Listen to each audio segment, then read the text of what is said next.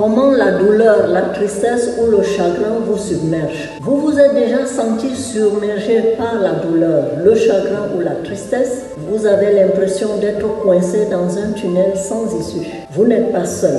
La souffrance, qu'elle soit physique ou émotionnelle, fait partie intégrante de la vie humaine. Elle peut prendre de nombreuses formes: de perte d'un être cher, un échec professionnel, une maladie, une rupture amoureuse. Ces expériences douloureuses peuvent nous laisser désorientés, perdus et fragilisés. Alors, pourquoi en parler?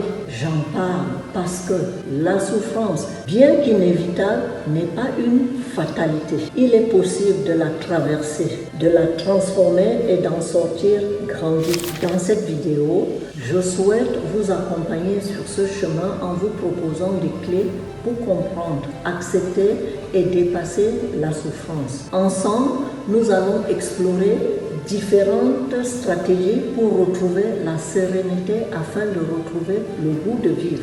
Voici l'exemple de Félix et le poids de l'argent. Félix était un homme comme tant d'autres. Il travaillait dur et avait de bonnes intentions, mais chaque mois, c'était la même rengaine. Son argent s'évanouissait dans la nature. Les factures s'accumulaient, les imprévus surgissaient et il se retrouvait à jongler avec des chiffres, angoissé à l'idée de ne pas pouvoir faire face à ses dépenses. Au début, il se disait que c'était juste une mauvaise passe et que les choses allaient s'arranger. Mais les mois passaient et la situation ne s'améliorait pas. Cette instabilité financière commençait à peser sur son moral. Il se sentait impuissant, frustré et une petite voix intérieure lui murmurait qu'il n'était pas fait pour gérer l'argent. Chaque fois qu'il se retrouvait à découvert, un sentiment de culpabilité l'envahissait. Il se reprochait ses erreurs, ses impulsions, ses mauvaises décisions. Il avait l'impression d'être pris au piège dans un cercle vicieux dont il ne parvenait pas à s'échapper. Il avait essayé toutes les méthodes, les applications de gestion de budget, les conseils de ses proches, les livres de finances personnelles, mais rien n'y faisait. Il se sentait comme un navire à la dérive, ballotté par les vagues de ses dépenses incontrôlées. Puis, sa vie prend un tournant spirituel. C'est à ce moment-là qu'il a alors décidé de se tourner vers la prière. Il avait besoin de quelque chose de plus grand que lui pour l'aider à trouver une solution durable. Il passait de longues heures à implorer le ciel, à chercher la sagesse et la guidance. Petit à petit, au fil de ses prières, il a commencé à ressentir un changement en lui. Une paix intérieure s'est installée et avec elle, une nouvelle perspective sur sa situation. Il a compris que sa relation avec l'argent était plus profonde qu'il ne le pensait et qu'elle était liée à ses croyances limitantes qu'il avait développées au fil du temps. Grâce à la prière, il a pu identifier les causes profondes de ses problèmes financiers. La peur de manquer, l'envie de plaire aux autres, l'incapacité à se fixer des limites. Il a réalisé qu'il devait travailler non seulement sur sa gestion budgétaire, mais aussi sur sa relation à l'argent et à lui-même.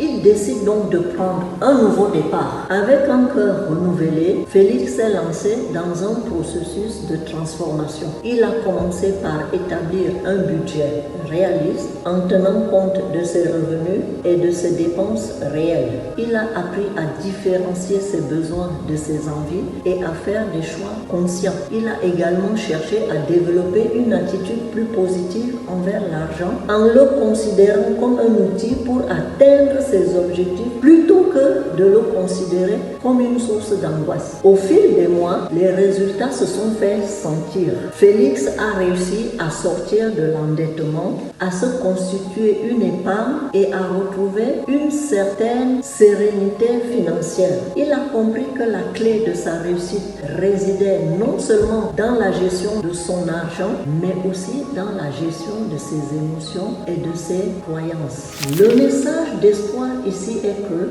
l'histoire de Félix nous montre que même les situations les plus désespérées peuvent connaître un dénouement heureux. En persévérant, en cherchant du soutien et en faisant appel à une force supérieure, il est possible de surmonter ces difficultés et de reconstruire un avenir meilleur et vivre une vie plus équilibrée.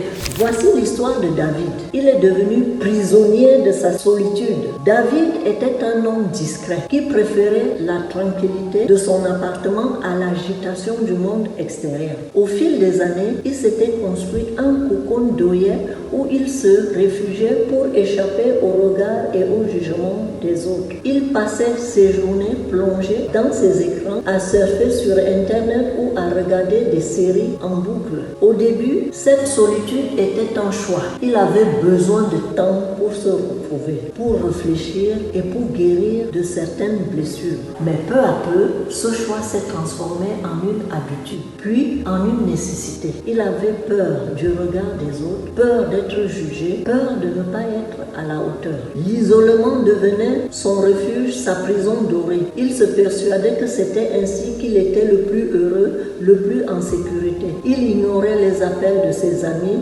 déclinait les invitations et se refermait sur lui-même. Ce comportement lui a amené les ombres de la solitude. Donc, derrière cette façade de tranquillité, David souffrait en silence. La solitude qui, au départ, lui avait apporté un certain réconfort, commençait à le ronger de l'intérieur. Il se sentait de plus en plus seul, de plus en plus vide. Les journées lui semblaient interminables et les nuits étaient hantées par les pensées noires. Sans s'en rendre compte, il développait des troubles du sommeil, des problèmes d'anxiété et des symptômes dépressifs. Son corps, privé de contacts sociaux et d'activités physiques, commençait à se dégrader. Il souffrait de douleurs chroniques, de troubles digestifs et des problèmes cardiaques. Un jour, face à un bilan de santé alarmant, David a compris qu'il ne pouvait plus continuer ainsi. L'isolement qu'il avait longtemps considéré comme une force était en réalité devenu un poison, l'emprisonnant lentement. C'est à ce moment-là qu'il a réellement pris conscience de sa situation. Il a réalisé que la solitude n'était pas synonyme de paix intérieure, mais plutôt d'un vide qu'il cherchait désespérément à combler. Il a compris que les relations humaines étaient essentielles à son bien-être et qu'il avait besoin de renouer avec les autres pour retrouver un sens à sa vie. La décision de sortir de son isolement n'a pas été facile. David a dû affronter ses peurs, ses doutes et ses résistances. Alors il a décidé de se battre, de se relever et de reconstruire sa vie sociale. Il a pris la ferme décision de prendre le chemin de la guérison pour sortir de son isolement. Ça n'a pas été facile. Il a dû affronter ses peurs, ses doutes et ses résistances. Malgré les difficultés, il a décidé de se battre, de se relever et de reconstruire sa vie. Il a commencé par de petits pas. Un appel téléphonique à un ami, une promenade dans le parc, une inscription à un cours de yoga. Au début, il se sentait mal à l'aise, mais il a persévéré et petit à petit, il a retrouvé le goût de vivre, de partager, d'échanger. L'histoire de David nous montre que l'isolement peut avoir des conséquences graves sur notre santé physique et mentale. Mais elle nous montre aussi qu'il est toujours possible de changer, de se relever et de retrouver le chemin du bonheur. Dites-moi ce que vous en pensez en commentaire. Likez, abonnez-vous, partagez afin que la plupart des personnes isolées puissent savoir ce qu'il faut faire pour s'en sortir. L'isolement n'est pas bon.